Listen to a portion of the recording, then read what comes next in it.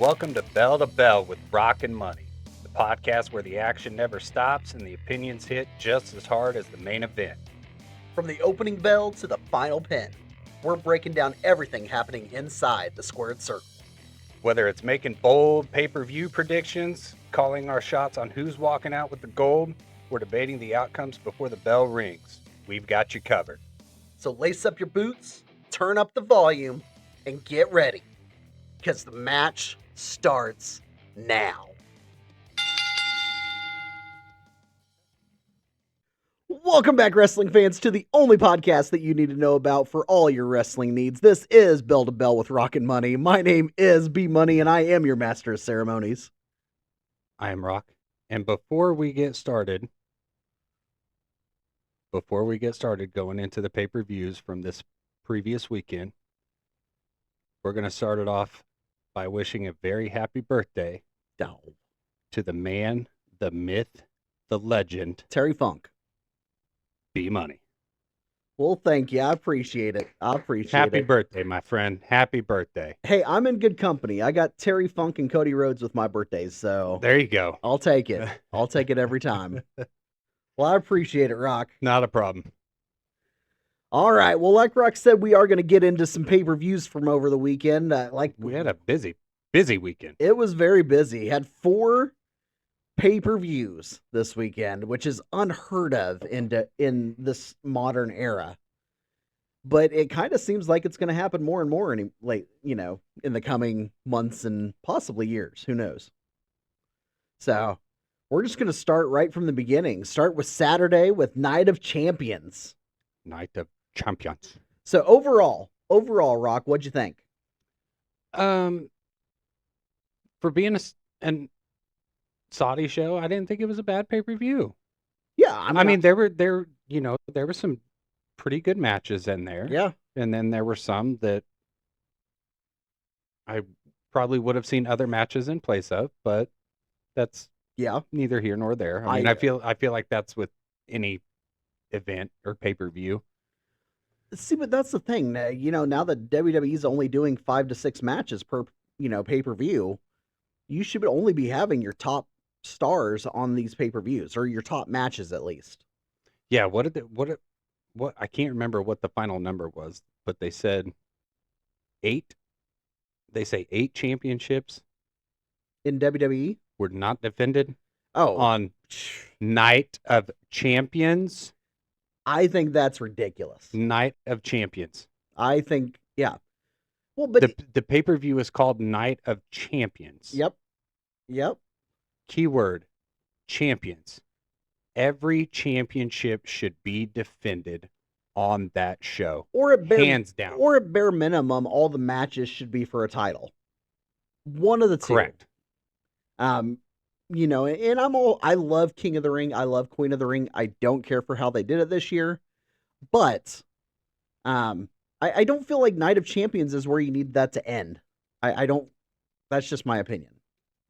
So, I agree with you. This was a pretty decent pay-per-view. I could have done without a couple of the matches, but okay. Sorry. I did just a quick search. Sure. So there's 11 titles that WWE has. The main roster. There's 11 titles altogether. So you're right. 8. 8 titles were not defended on a pay-per-view titled Night of Champions. The math ain't mathing. No, the math is not mathing. It's called Night of Champions. Yeah. Well, and there was only one major title. I mean, you only had that undisputed title. That was your only, you didn't have the World Heavyweight title on the line. No, well, okay. So let me go back and say this. So Liv was in the Queen of the Ring. Sure. Okay, Sure. So there's one women's title. Sure. I think WWE's still in the process of trying to figure out what to do with Mommy. Yeah. She's my mommy.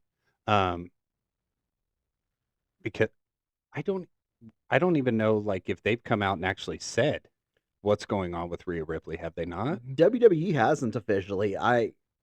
Yeah, I don't know that anybody. I don't think there's been any confirmed reports. Uh, I don't know. I mean, It's a knee injury that's what it says. that was sustained during her title defense against Jade Jade. at Clash in Italy.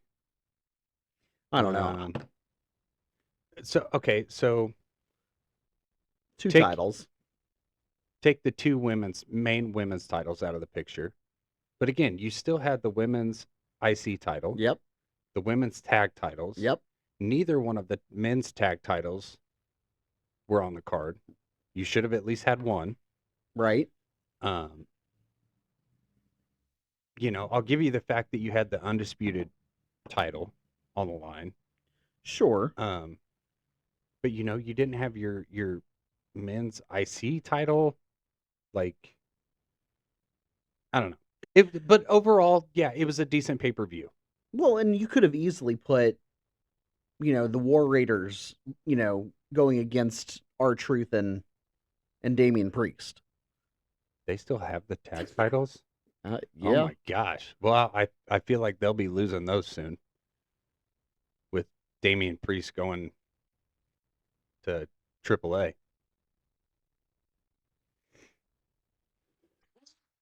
What? Anyway, we're getting off topic. Yeah, Getting we're off getting topic. way off topic. But we're not. But we're not. So, all right, let's just get into this. Let's start with the non-title stuff, which there was a lot of it. Half of the show was non-title. But the steel cage match, Seth Rollins and Braun Breaker, this was brutal, man. It was. It really was surprisingly a brutal match, especially for WWE putting it on. Yeah, absolutely. And I'll tell you what, Seth Rollins walked away with the win on this one, but Braun Breaker proved himself above and beyond in this match. There was a point where he did the Frankensteiner off the top rope, and it was picture perfect. Oh yeah.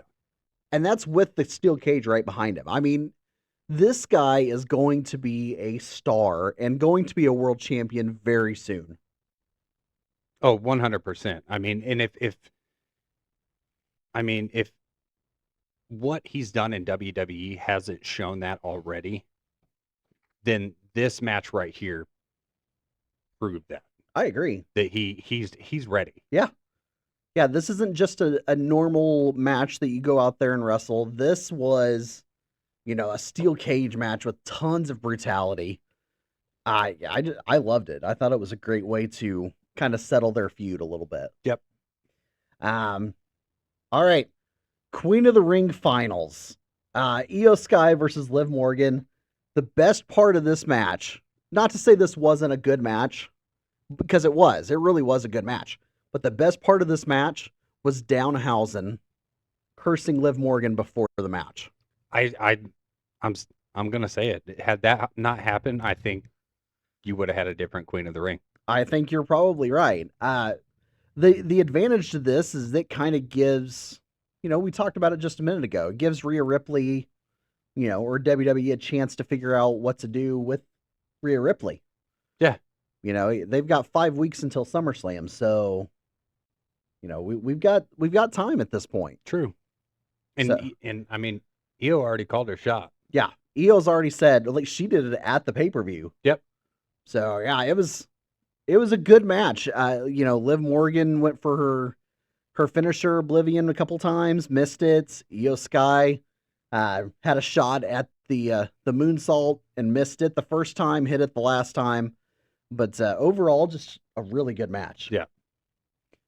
All right, King of the Ring finals, Jey Uso versus Obafemi. I saw this going a little bit differently, but I'm glad that the ruler did win King of the Ring. I mean, it was very well deserved. And I mean, I do just want to say one thing about both the King and Queen of the Ring is the fact that there's factions associated with both. Sure. And absolutely. You didn't have any interference. It was perfectly clean. Like, I mean, if you want to call Danhausen cursing Liv Morgan interference, fine, That was fine. before the match. It doesn't But count. exactly. But they were both clean matches. No interference on either side. But back to, the King of the Ring finals and stuff like that. I'll say this. I mean, Jay put up a heck of a fight Yeah. against Oba. It was closer than I thought it was going to be. Oh, 100%. I'm like, is this really going to be a squash match? The way that, that match kind of started out. Yeah, Oba was in complete control to start that match. But then, Jay kind of got the upper hand and was like, okay, this is a possibility. I think we forget sometimes that Jay's a former world champion. And I think it's just because it was so short-lived. Yeah. I feel like he was one of those transitional champions. I hate to say it because, I do actually kind of like Jey Uso, and I think he's proven himself as a solo competitor. Absolutely. Unfortunately, again, we record these on Tuesday. We've seen Monday nights. We know that Obafemi is not going to go for the title at SummerSlam. See, when I first sent that to you, the wording was really weird on that. How the article was worded. Agreed. Like that he was passing up his opportunity at SummerSlam, but to potentially get another title shot down the line. Yeah. But now from what is coming out, title shot is out the window. Yeah. Completely out the window. Yep. He set his sights directly on the Beast. At this point, he would have to re-earn a world title shot. Which, I mean, he did say it himself. The title's going to be there whenever I want to take it. Yeah, for whenever I want to take it, it'll be there. But who knows how much longer Brock's going to be there. Yeah. Which is what he's decided to do. Correct. So we're going to see Brock Lesnar versus Obafemi inside Hell in a Cell. Hopefully, these two big meaty guys, can put on a heck of a fight inside Hell in a Cell. That's the only thing that worries me is the size of both of these guys. And I think Brock can do it. I think Brock's got the gas tank to do it just because of how long he's been doing this. But does Oba? I mean, he's turned it around a little bit. I mean, but to be inside a Hell in a Cell. Well, and I'd have to go back a little bit, but I don't think we've ever seen Oba, for one, inside of a cage of any kind. And two, I don't think we've ever seen Obafemi use a weapon. So those two things combined are two things in Hell in a Cell that you pretty much always see. Yep. So I'm interested to see how that goes. Yeah. So, all right. Moving on, we've got the WWE US title match. Trick Williams defeating Ricky Saints. This was kind of I mean, honestly, I'm biased. I don't care about either one of these guys. But overall, they put on a good show. Yeah, I mean, you basically took the word straight out of my mouth. It ended up being a better match than what I initially thought it was going to be. I'm like, there's no way. Okay, let me say this. So before the match started, weeks leading up to it, I'm like, Ricky Saints ain't winning this thing. Like, there's no way. But then when little Yachty got tossed from ringside, that was good. I was like, and there was a couple moments I'm like, are they about to pull the title off of Trick Williams and give it to like Ricky Saints? I mean, these two competitors put on a great match for, not there being a lot of hype, for said match. Sure. So I mean, overall, it was a decent match. It was okay. Like it was pretty good. Would I watch it again? Probably not. No. But again, you kind of have to like the guys to rewatch it, I guess. This is true. Following up the U.S. title match, we're going to go to the women's U.S. title match, which was way more boring than the men's U.S. title match. Tiffany Stratton did everything she could to make this match with Jade Cargill look decent. And Tiffany Stratton did come out on top, but this match could have put me to sleep.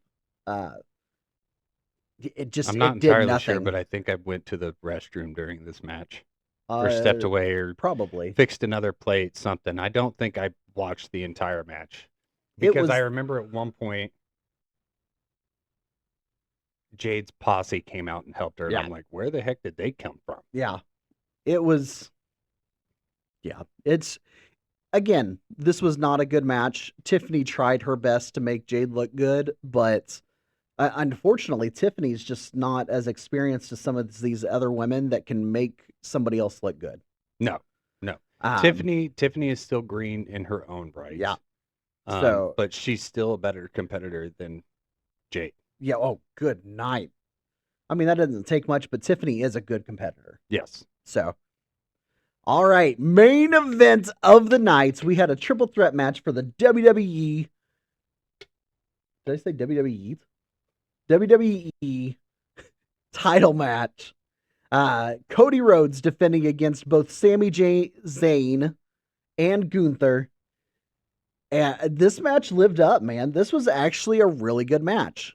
And I believe, quote me if correct me if I'm wrong, but like I called that one. You did. I did. 100%. This was Sami Zayn's night. Saudi Arabia. It was the perfect time for Sami Zayn to finally win the WWE title. You know, and I'm happy for Sami. You know, and it looks like he's already got his next challenger, which is Cody Rhodes. Yep. But big shocker. Yeah. But I'm more excited to see what is going to happen between Gunther and Nick Aldis. So if you guys hadn't heard, Gunther was ticked at the way that this ended. Correct. He went to the back. Nick Aldis is standing back there, and he just lays into Nick Aldis. Yeah. Nick Aldis gets furious. You know, he's a hothead himself. It got to the point to where it got physical. I mean, refs and security had to get in between them. Both of them pushing and shoving to the point that both of them were banned from SmackDown this Friday. Which again, this has already been recorded, so there is that. But well, to be fair, I think SmackDown's already been recorded. Yeah, too, that's what I'm saying. Yeah, SmackDown's already been recorded and out there. But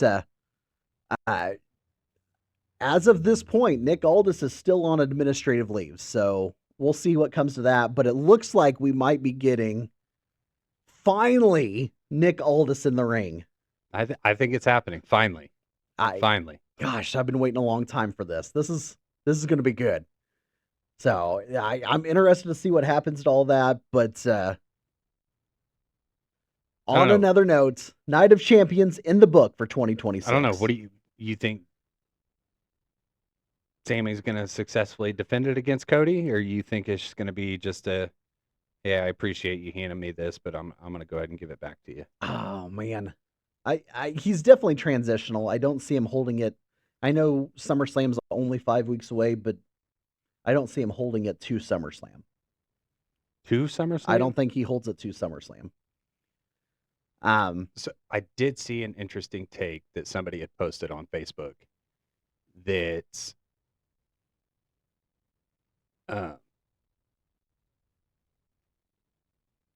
how was it laid out? I cannot remember how it was laid out.